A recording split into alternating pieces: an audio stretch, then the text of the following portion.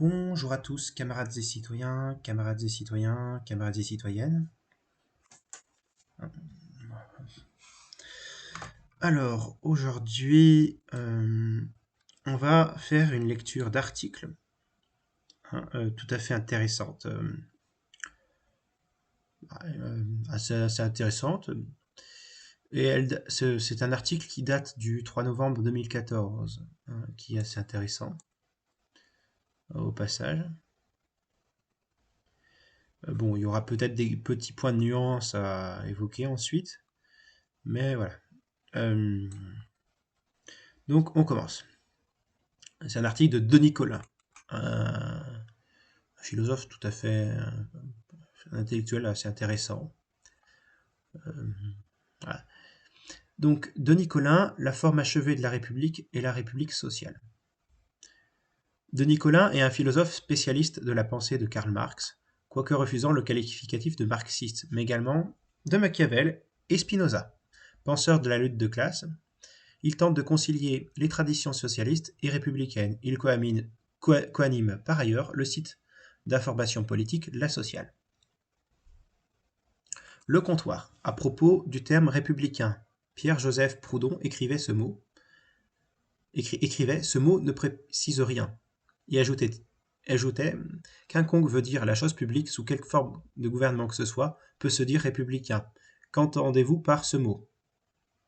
Je répète. Le comptoir à propos du terme républicain, Pierre-Joseph Proudhon écrivait ce mot ne précise rien et ajoutait quiconque veut la chose publique sous quelque forme de gouvernement que ce soit peut se dire républicain. Qu'entendez-vous par ce mot? Denis Collin. La République, au sens de la tradition républicaniste, de Machiavel à Philippe Petit ou moi-même, c'est la défense de la liberté comme non-domination, ce qui signifie non seulement la protection contre la domination politique, tyrannie, oligarchie, etc., mais aussi contre la domination sociale et économique. Le droit du travail, c'est-à-dire le droit des travailleurs, est la première protection contre la tyrannie du capital. On peut développer sur tous les plans, mais il est clair que le républicanisme incite au radicalisme social. C'est pourquoi, pour moi, la forme achevée de la République est la République sociale, celle qu'appelaient de leur vœu les ouvriers parisiens de 1848, et donc la Commune de 1871 fut et donc la Commune de 1871 fut selon Marx la forme enfin trouvée.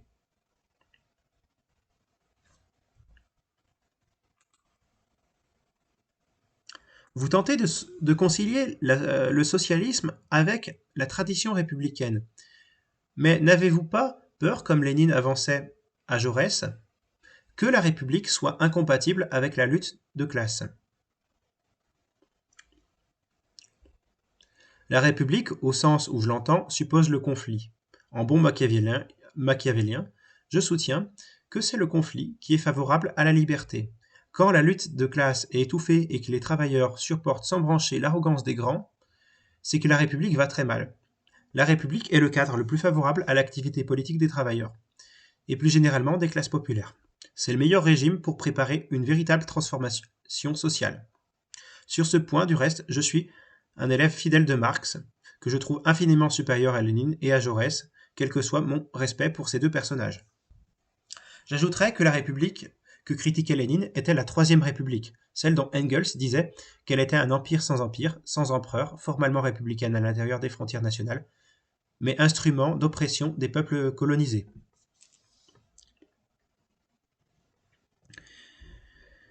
Une organisation qui se veut réellement révolutionnaire ne devrait-elle pas sortir du constitutionnalisme et du juridisme de notre République? Notre République, laquelle? La Cinquième République est une perversion de la République à tout point de vue. Elle maltraite la séparation des pouvoirs, principe républicain essentiel, ainsi que la représentation populaire. La souveraineté du peuple réside essentiellement dans la nation, dit la déclaration de 1789.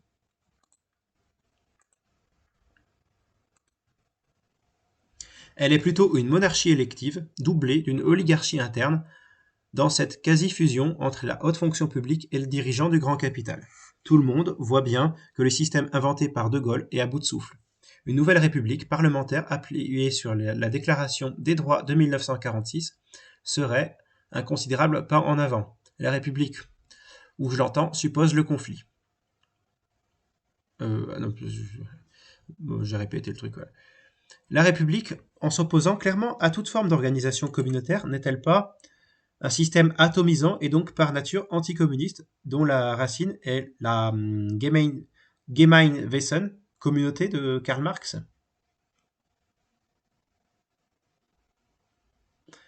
Pas du tout. La République est précisément communautaire. Il y a un bien commun que partagent tous les citoyens à égalité. C'est même ce que veut dire le mot république, la chose publique. Cela n'a rien à voir avec l'atomisation des individus. C'est au contraire ce qui unit les individus libres et égaux. La fraternité, c'est bien cette dimension communautaire de la République. Par contre, on doit distinguer entre les communautés qui enferment les communautés. Pardon. Par contre, on doit distinguer entre les communautés qui enferment les individus dans l'obéissance à des hiérarchies patriarcales ou despotiques et la communauté des hommes libres. Si la communauté, c'est le mariage forcé, l'enfermement religieux et la soumission des filles, eh bien, que disparaissent ces communautés. Mais si la communauté permet l'émancipation des individus qui sont précisément des individus par leur appartenance à la communauté, alors vive la communauté. Je ne peux que renvoyer à l'éloge du communautarisme du regretté Constanzo Prévé, un élève de Marx que les marxistes français, trop souvent sectaires et obtus, ont toujours boycotté. Vous avez dans un article critiqué la tradition conseilliste comme foncièrement productrice d'une bureaucratie hiérarchisée. Cependant, vous défendez en même temps l'idée d'un État-nation souverain.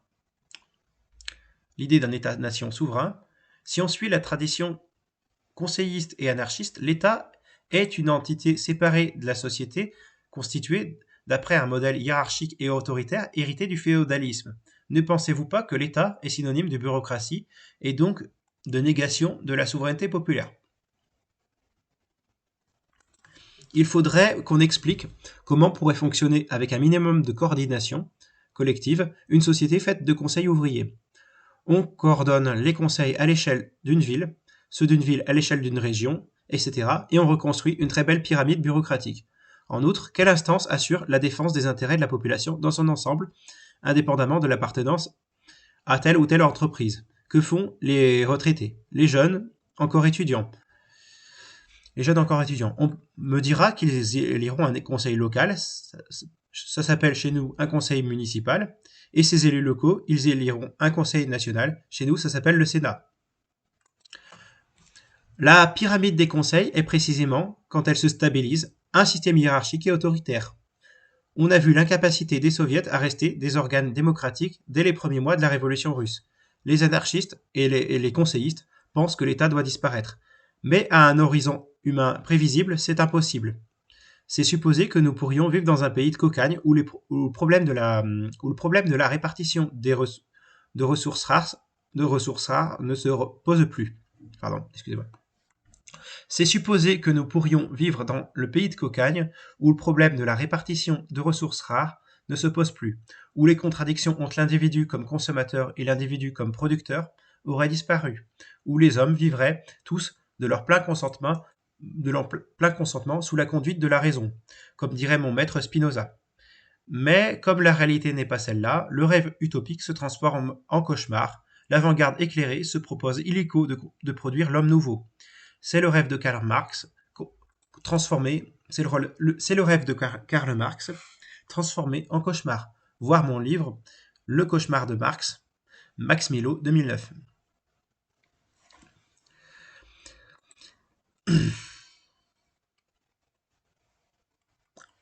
Excusez-moi, je fais une petite pause.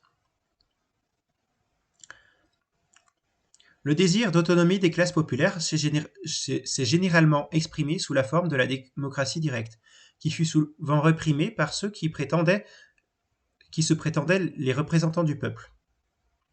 Le désir d'autonomie des classes populaires s'est généralement exprimé sous la forme de la démocratie directe, qui fut souvent réprimée par ceux qui se prétendaient les représentants du peuple.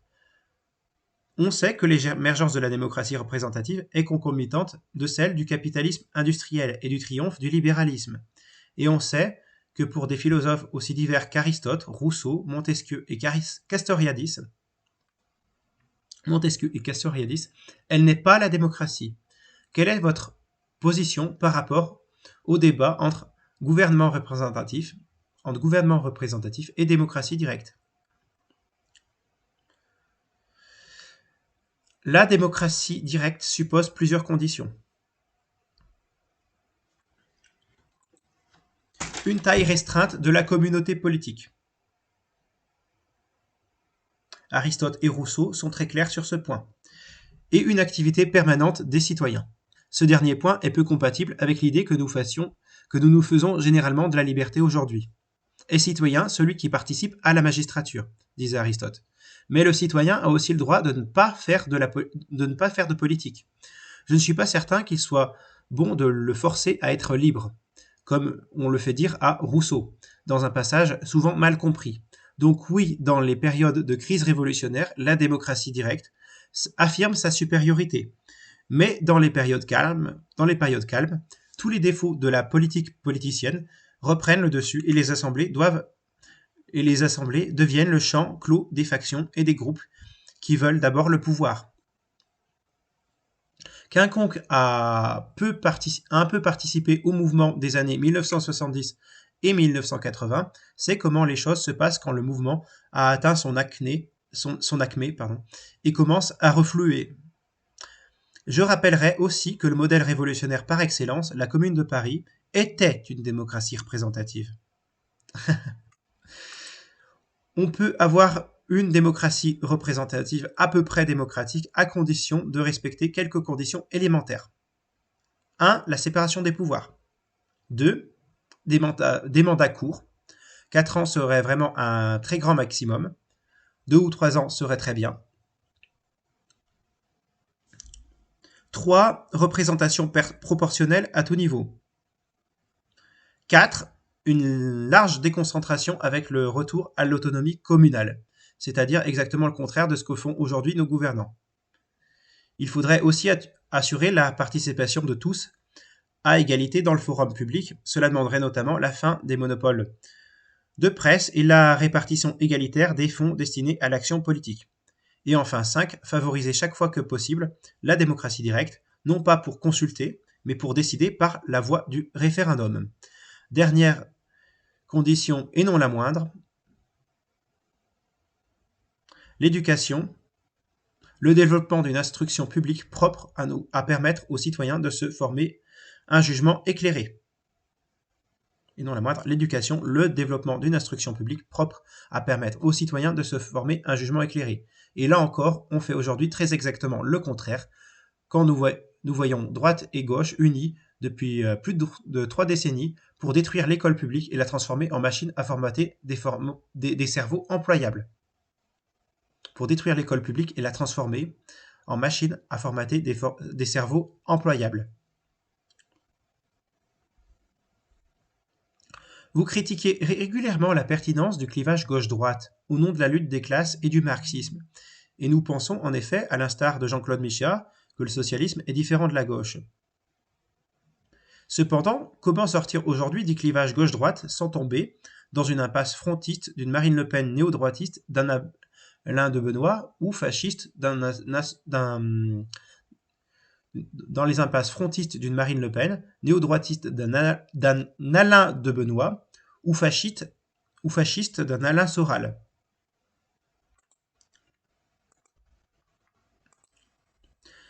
Si le FN n'existait pas, il aurait fallu l'inventer.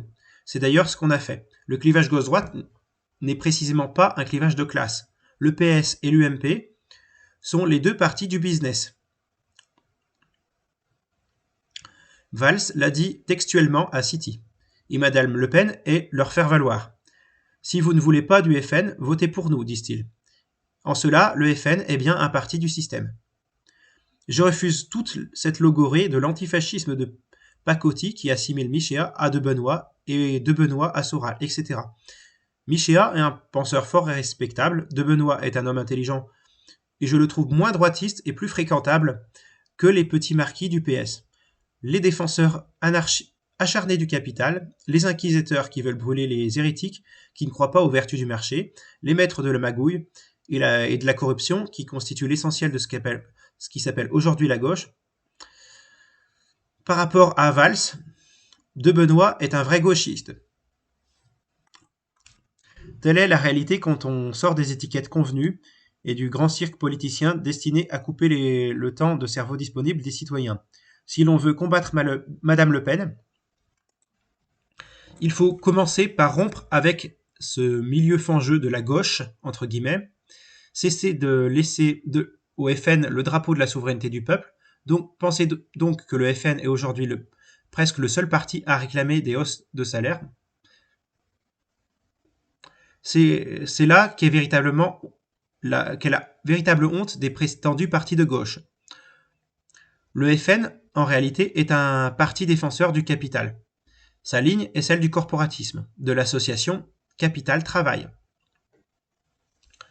Le PS et l'UMP sont moins structurés sur ce point, mais eux aussi demandent une forme d'association capital-travail rebaptisée dialogue social, qui trouve chez les partisans du syndicalisme d'accompagnement leur partenaire fidèle. CFDT, UNSA, FSU. Retourner au saint principe de la lutte des classes, défendre un syndicalisme indépendant dans la tradition de la CGT et de la charte d'Amiens, ce n'est pas s'enfoncer dans les impasses frontistes, mais au contraire faire sauter le verrou du système sur lequel prolifère le FN.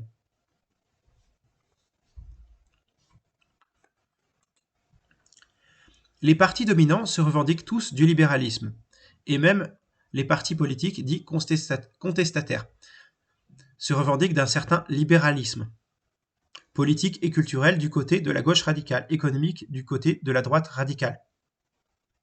Mais peut-on distinguer le libéralisme des Lumières et le capitalisme? Le libéralisme des Lumières, je ne sais pas trop ce que c'est. L'appellation les Lumières est une facilité qui souvent obscurcit la pensée. Jonathan Israël a sans doute eu raison de distinguer les Lumières radicales et les Lumières modérées. Baruch, Spinoza ou Denis Diderot, ce n'est pas Voltaire. Rousseau, sans doute le plus grand écrivain francophone du XVIIIe siècle, et à contre-courant des Lumières. Lui qui ne croit pas au progrès des sciences et des arts comme progrès moral et qui critique de manière cinglante le despotisme éclairé. Je laisse aussi de côté la ridicule classification des Lumières et des anti-Lumières opposées par Ziv Chernel. Les aspirations à la liberté individuelle et l'aspiration des capitalistes à s'enrichir librement ne peuvent être confondues sous la même étiquette de libéralisme. La liberté de l'esprit et la liberté politique revendiquées par Spinoza, la liberté politique de Rousseau, tout cela n'a pas grand-chose à voir avec Voltaire. Hegel est un héritier des Lumières, si on veut, et par transitivité, Marx aussi. Il y a donc bien un héritage des Lumières qui fait partie intégrante de la pensée de l'émancipation à laquelle j'essaie de contribuer. Et du même coup, il existe peut-être un bon usage du libéralisme.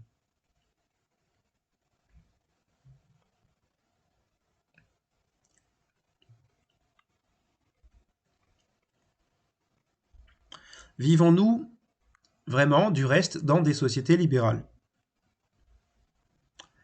Des sociétés de surveillance généralisée, des sociétés où l'on traque le citoyen dans sa vie privée, parfois la plus intime, des sociétés où s'organise la mise sous contrôle de la subjectivité et la colonisation des consciences, c'est cela le prétendu libéralisme d'aujourd'hui, et sans doute cela eût horrifié les plus modérés des libéraux des siècles passés. On nous dit que nos sociétés sont individualistes, mais on oublie de dire que l'individualité est systématiquement niée au profit de la production sérielle d'individus, tous identiques, tous obsédés par le consumérisme et tous incapables de penser un futur différent du présent. Quand le libéralisme classique s'est affirmé, il était futurocentré, il promettait un avenir meilleur. un avenir meilleur. Le libéralisme d'aujourd'hui ne promet rien d'autre que l'éternisation du présent. À nous de briser cette cage d'acier.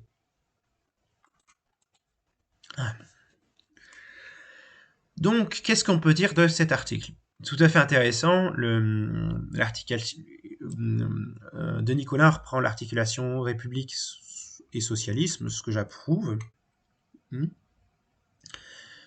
Ce que je vois, c'est que là, au niveau de une chose qui est assez critiquable, c'est que c'est le côté sur l'avant-garde éclairée. Je pourrais reprendre effectivement. L'avant-garde n'est pas un problème, c'est une solution. Hein. Seulement, effectivement, il faut éviter que ça finisse en une forme de clergé laïque, comme ça peut se faire avec une nomenclature. Ça, on est d'accord. Hein. Alors, je ne fais pas autant confiance en que de Nicolas dans le parlementarisme, en fait, si vous voulez. Je conçois qu'il y a un problème avec le césarisme de la Ve République. Ça, on est entièrement d'accord. Que ça peut être problématique, mais c'est pas pour rien qu'il y a eu une Ve République, il y a eu une Quatrième République qui était très instable. Voilà. Et puis, en fait, si vous voulez, entre le peuple, César et le Sénat, si vous voulez, César peut être despotique, en fait. C'est vrai. Mais le Sénat peut trop souvent être corrompu. Pour l'image. Quant à la plèbe, quant au peuple et à la plèbe, elle est manipulable, en fait. La foule qui se prétend peuple et qui n'est que partie du peuple mal organisée est problématique aussi. Donc voilà. Donc je ne fais pas confiance, moi, en ce qui me concerne, je ne fais pas confiance dans le système présidentiel, ministériel, mais le système parlementaire me paraît aussi avoir ses défauts. Hein. Quant au système de démocratie directe, on est bien d'accord, il a clairement ses failles. Il a clairement ses failles. Et moi, je suis plutôt pour un truc assez équilibré entre démocratie directe et démocratie représentative. Je suis favorable à une démocratie participative. Voilà, en ce qui me concerne. Et pour ce qui est de rapport présidentialisme, président versus parlement, enfin gouvernement-parlement, je serais plutôt pour un équilibre entre les deux et une capacité du peuple à trancher des conflits entre. En fait, confier l'élection, par exemple, du président de la République à l'Assemblée nationale, ou au Sénat, ou au Parlement, si vous voulez, ça c'est dérive en termes de corruption. Je pense qu'il faut laisser ce genre de magistrature au peuple. En revanche, il faut que ce gouvernement puisse, que le gouvernement comme le Parlement puisse être soumis à un contrôle populaire permanent, oui, ça on est d'accord. Alors, il y a un truc sur De Benoît, je serais pas aussi radical que Denis Colin sur le fait de considérer que Benoît peut être presque respectable par rapport au PS, mais j'arriverai à le comprendre étant donné ce qui est devenu le PS, hein, avec des gens comme Valls, Hollande, déjà avec Mitterrand, avec le genre de mafieux, de bourgeoisie mafieuse qui est au PS, on peut comprendre que le point de vue de Nicolas sur la question, mais il ne faut pas pousser. De Benoît est quand même assez spécial. Hein, il est quand même assez réactionnaire, hein, de Benoît. Si on veut regarder ses thèses précisément, c'est quand même un identitaire problématique. Oui, c'est quand même la nouvelle droite identitaire, le mec. Donc, bon, de Benoît, Grèce, un groupement de recherche et d'études pour la civilisation européenne. C'est un peu louche, hein, de Benoît. Bon, pour ce qui est de la question communauté, république, vraiment, voilà, oui, il y a le problème de ce qu'on entend par communauté, en fait. Moi, j'aurais plutôt parler de société, même si nous, on est communiste, donc on est pour une communauté, une mise en commun du pouvoir et des richesses. Voilà, res public, c'est la chose publique. Donc, c'est l'idée à la fois de faire la politique, si vous voulez, c'est de faire la politique, l'idée de république. Donc, on a besoin d'autant plus aujourd'hui de faire de la politique qu'auparavant. Hein, les communistes, c'est la mise en commun des richesses, des moyens de production, mais ça s'accompagne aussi de la mise en commun du pouvoir, en fait, du pouvoir politique. Et ça partage, ces deux choses sont partagées entre république et communisme, si vous voulez. Euh, pour ce qui est, oui, des communautés, le problème c'est de le confondre avec communautarisme, c'est-à-dire des communautés fermées. Euh, et précisément, nous, on défend, quand on est de gauche, on défend l'idée de société par rapport à celle de communauté fermée, l'endogroupe et l'exogroupe. Mais voilà, je précise, mais évidemment, Denis Colin est bel et bien sur cette ligne universaliste qui est la nôtre. Alors, il a parfaitement bien défini le truc, le fait que, en fait, au final, avec les individus qui se soient trouvés à fonctionner en conseils locaux, finissent par avoir besoin de se coordonner et donc du coup à avoir un État qu'ils dénonçaient même, une bureaucratie, une hiérarchisation qu'ils eux-mêmes dénonçaient en fait. Donc du coup en fait c'est juste à rien de cette critique de l'État en tant que tel est un peu une impasse et en voulant le nier en fait cette forme étatique constitutionnelle enfin juridique on a juste été tombé dans une mythologie assez malsaine. Voilà. Oui, la définition du libéralisme. Oui, le truc, c'est que dire qu'on est pour un libéralisme politique opposé au libéralisme économique, enfin au capitalisme, dire voilà, on va opposer libéralisme et capitalisme, c'est assez casse-gueule. Le libéralisme étant l'idéologie qui légitime le capitalisme. Mais effectivement, on défend une conception de la liberté, conception républicaine de la liberté, mais en fait, faut pas, en fait, on va pas, on va sûrement, on doit rejeter absolument le qualificatif de libéral, qui est une perversion, qui incarne aujourd'hui une perversion de l'idée même de liberté. Vous voyez bien que l'idée de liberté, là où il y a la liberté du bourgeois, il n'y a peut-être pas celle du prolo. Sa liberté de s'enrichir, c'est une liberté du point de vue libéral. La liberté des bourgeois de s'enrichir. Par contre, pour la liberté réelle de l'ouvrier, ça n'en est pas une.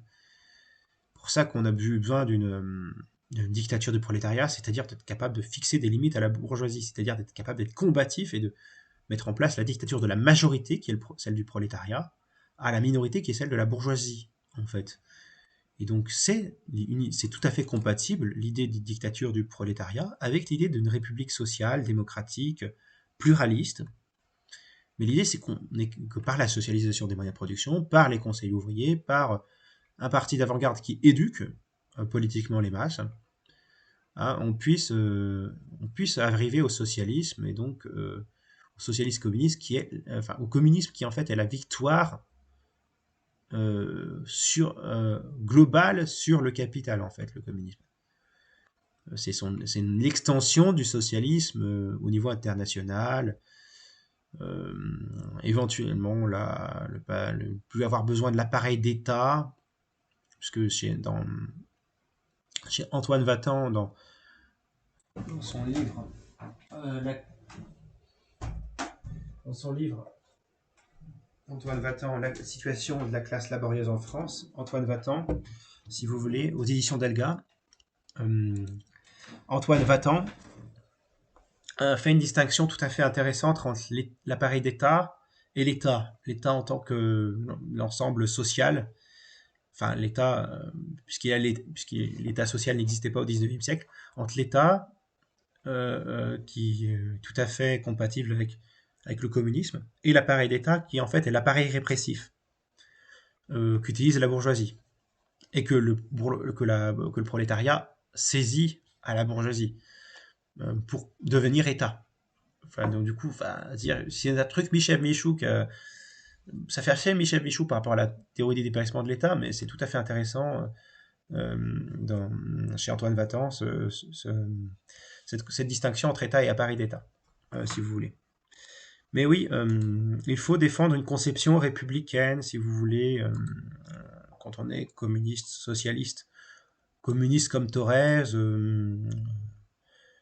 ou socialiste comme Jaurès, ben on défend une certaine conception de l'État qui est une conception républicaine. Et donc voilà. Oui, j'ai pu faire quelques critiques sur Dominique Nicolas, mais dans le fond, cet article est absolument génial. Éclairant d'une certaine sagesse, même si j'ai évidemment d'un certain défaut. Le parlementarisme, le fait d'avoir relativisé un peu trop Alain de Benoît, on comprend que c'est par rapport à ce qu'est le PS et ce que sont certains gauchistes assez sociodémocrates, la social-démocratie et le gauchisme, c'est un peu... Oui, on peut comprendre que quand il parlait de libéralisme et de conception républicaine de la liberté, on peut comprendre l'approche historique aussi. Bon, parlementarisme. Bon, là, le truc sur l'avant-garde éclairée, c'est à nuancer aussi. Voilà. Enfin, voilà. Bon, j'aurais pas dit parler de la. Moi, j'ajoute que quand on parle de démocratie représentative et directe, je dis je suis ni pour l'une ni pour l'autre. Je suis pour une démocratie participative, radicale, semi-directe en fait. Représentative directe si vous voulez, enfin, directe et représentative en même temps. Je suis pour un intermédiaire parce que je suis réaliste sur la capacité de s'organiser. Mais dans le fond, on est d'accord. Voilà. Je vous mets l'article en description et je vous souhaite surtout, camarades et citoyens, de prendre bien soin de vous. À la victoire du prolétariat, raison et égalité, camarades, nous vaincrons.